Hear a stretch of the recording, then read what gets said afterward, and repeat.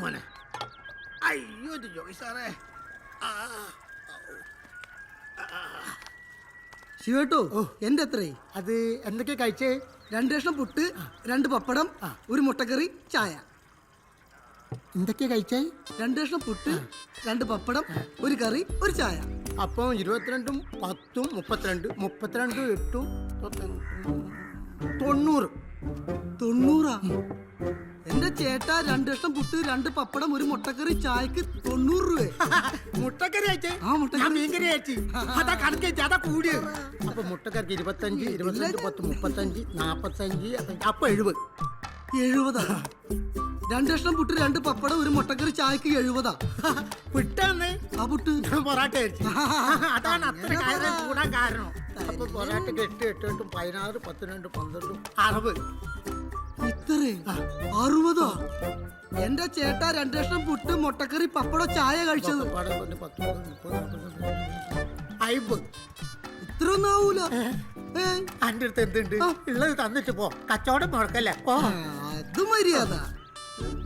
കിട്ടിയതായി പാട്ട് ടീച്ചറായിരിക്കും കണക്ക് പഠിപ്പിച്ചത്. ജോയ് സാറേ. ശിവേട്ടാ 1 2 3 അവരിലോട് ചായ. പറ്റിത്തിരി കൂടുണ്ട് കേട്ടോ. ഒരു കൂപ്പൺ എഴുതി കൊടുക്ക ശിവേട്ടന് സംഭാവന. ഒരു ഉണ്ടംപൊരി. കൈക്ക് എന്ത് പറ്റി മെമ്പറ? പറഞ്ഞു കൊടുക്കടോ. ഈ മെമ്പർ ഞങ്ങളുടെ ജീവൻ പണയം വെച്ച് ഇടപെട്ടോണ്ടാ കൊച്ചേട്ട ഫ്ലക്സ് കയറായിരുന്നു. എന്നിട്ട് ഉണ്ണിയാർച്ച കയറി ഗുണ്ടകളെ മേഞ്ഞു നാളെ ഞാൻ അറിഞ്ഞത്. ഉണ്ണിയാർച്ച വരുമ്പോഴേക്കും കൊച്ചേട്ടനെ അവർ ഉറക്കിയാനെ ഈ മെമ്പർ ഇടപെട്ടുണ്ടല്ലേ. കണ്ടാടാ പണ്ടങ്ങാണ്ട് സ്കൂളിൽ പഠിപ്പിച്ച ജോയ് മാഷിന്റെ പേര് ഇപ്പോഴും വിളിക്കണ കേട്ടാ. കണ്ട് പഠിച്ചോ. സ്കൂളിൽ പഠിപ്പിച്ച സാറല്ല, പണ്ടി സ്റ്റേഷനിൽ വെച്ച SI ആ ജോയ് സാറ്. അന്ന് ഇയാളെ കഞ്ചാവ് കേസിൽ പിടിച്ചിട്ട് കുരിച്ചിരുത്തി മുതുകിലിടിച്ചിട്ടുണ്ട് അയാള്. അതിന്റെ വേദനയോടെ ഇപ്പോഴും കൈ പൊക്കുമ്പോ ജോയ് സാറേ എന്ന് വിളിക്കണത്. എന്താ വിജയമേ? മനോജേട്ടൻ ഇതിലെങ്ങനെ വന്നു? മനോജ് ഉണ്ണിയാർച്ചയുടെ ചീട്ടുകൾ ക്ലബിൽ എന്തായാലും ഉണ്ടാവും. ഈ മനുഷ്യനെ കൊണ്ടു നിങ്ങൾക്ക് എല്ലാവർക്കും കൂടെ പൂട്ടിച്ചാഞ്ഞൂടെ? പൂട്ടിക്കാനാ? ഞാനെല്ലാം മന്ത്രി വിചാരിച്ചത് നടക്കില്ല. പോയി ചായ എടുക്കണോ?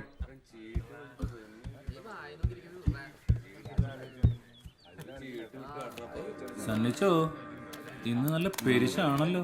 എന്നാ ഞാൻ ബ്ലെയിം. തുറക്കാം. നീ കളത്തിൽ കോയനിട്.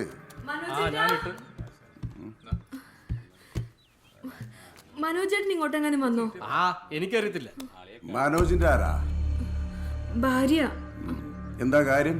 അമ്മയെ ആശുപത്രി കൊണ്ടുപോവാൻ കാശുമായിട്ട് വരാന്ന് പറഞ്ഞിട്ട് പോയതാ. കാശ് ഞാൻ തരാം, പക്ഷേ ഗെയിം ഒന്ന് കഴിയണം.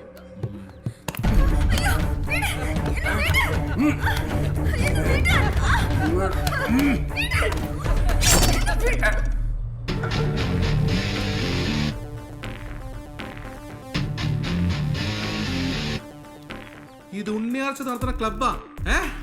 ഇവിടെ അനാവശ്യം കാണിച്ച അടിച്ചൊതുക്കി പായ കെട്ടിവിടും. വിജയമ്മ പോയിക്കോ. പടയപ്പ സുനാമി ഉണ്ടാപ്പി. സണ്ണിക്കുട്ടിന്റെ പെണ്ണെ കാണുമ്പോ എന്തോ ഒരു ജലദോഷം. അതങ്ങ് ഒഴിപ്പിച്ചേക്ക്.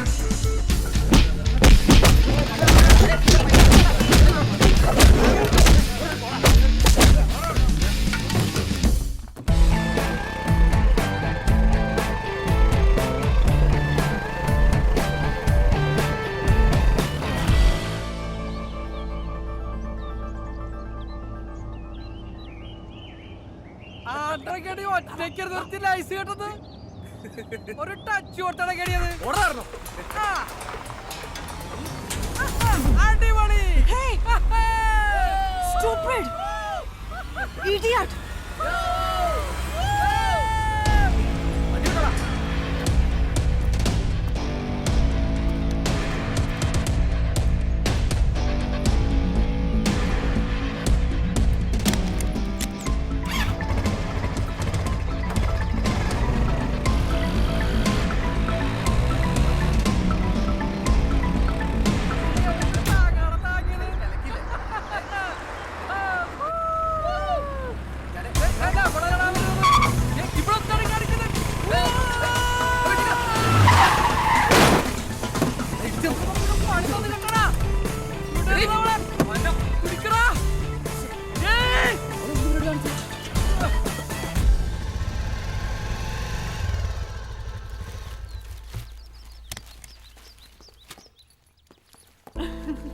ബാംഗ്ലൂരിൽ നിന്ന് ഒറ്റയ്ക്കാ വന്നത്? എന്ത് കോലാടിയത്? എന്താ അവളുടെ കോലത്തിനൊരു കുറവ്? നിനക്ക് അവള് മോളായിരിക്കും, എനിക്ക് അവളെന്റെ ആൺകുട്ടിയാ. അങ്ങനെ പറഞ്ഞു കൊടുക്കണ്ട ആർച്ചേ. ചുമ്മാ ആണുകളിച്ച് നടന്നാ പോരാ, കെട്ടിച്ചു വിടാൻ പോണ പെണ്ണ, ആ വിചാരം വേണം. ഓ, നിനക്ക് എപ്പോഴാ ഈ കുടുംബബോധമൊക്കെ വന്നത്?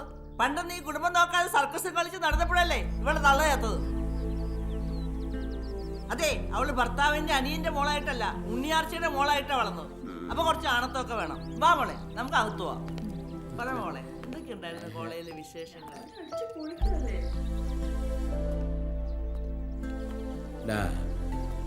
അവളുടെ സ്വഭാവം നിനക്കറിയാൻ മേലേ. കാര്യം നീ അവളുടെ അച്ഛനാ. പക്ഷെ റാണിമോൾ എന്തെങ്കിലും പറഞ്ഞാ ചിന്നമ്മ സഹിക്കുവോ? ഞാൻ കുടുംബം നോക്കാത്തവനാ, അതെന്റെ ഗതികേട് എന്ന് കരുതി എന്റെ മോളുടെ മുമ്പിൽ വെച്ച് ഇങ്ങനെയൊക്കെ പറഞ്ഞ അണ്ണാക്കി പഴുത്ത ഇറക്കിയേ നിവർത്തിയുള്ളൂ. കെട്ടിയവനായ എന്നെ എന്തൊക്കെ പറയുന്നു, നീ അതെല്ലാം വിട്.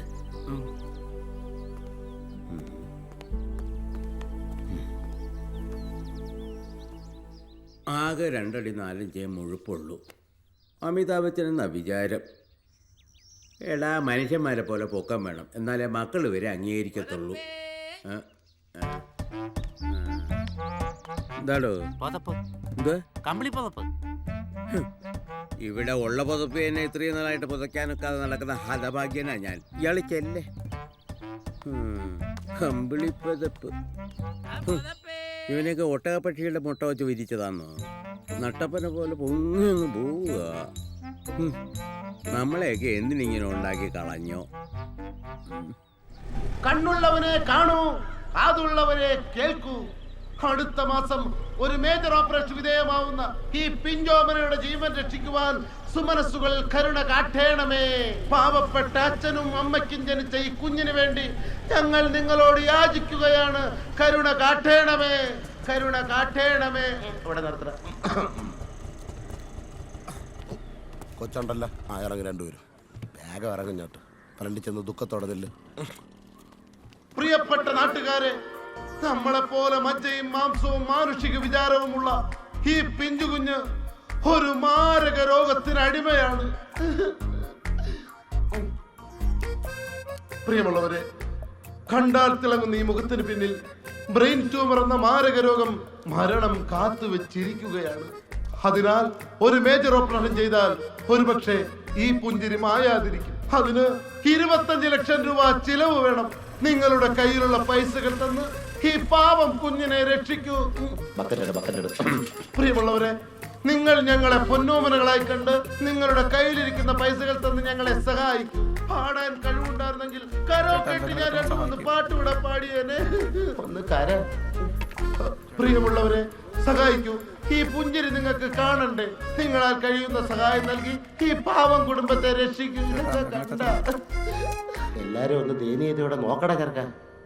പാവം ഈ പിഞ്ചു കുഞ്ഞിനെ രക്ഷിക്കൂ. ഇവിടെ ഇത്രയൊക്കെ കിട്ടുള്ളൂ. പ്രിയമുള്ളവരെ, ഈ ബക്കറ്റ് കണ്ടപ്പോൾ ഞങ്ങളുടെ പകുതി മനസ്സറിഞ്ഞു. വിടാ, നിന്നെ എനിക്ക് അത്ര വിശ്വാസമില്ല. അകത്തോട്ട് പോയി. നിങ്ങൾ നൽകിയ സഹകരണത്തിനും പ്രോത്സാഹനത്തിനും നന്ദി പറഞ്ഞുകൊണ്ട് അടുത്ത സ്വീകരണ സ്ഥലത്തേക്ക് ഞങ്ങൾ യാത്രയാവുന്നു. അകത്തോട്ട് കയറി. അതുവഴിയൊക്കെ പോവരുത്. ആ ചെറുക്കൻ ബക്കറ്റ് കേടാൻ നോക്കണേ. ചന്ത പിരിയുന്നതിന് മുമ്പ് അവിടെ ചെന്ന് നല്ലൊരു പിരിവ് കിട്ടും. വേഗം വിടങ്ങോട്ട്.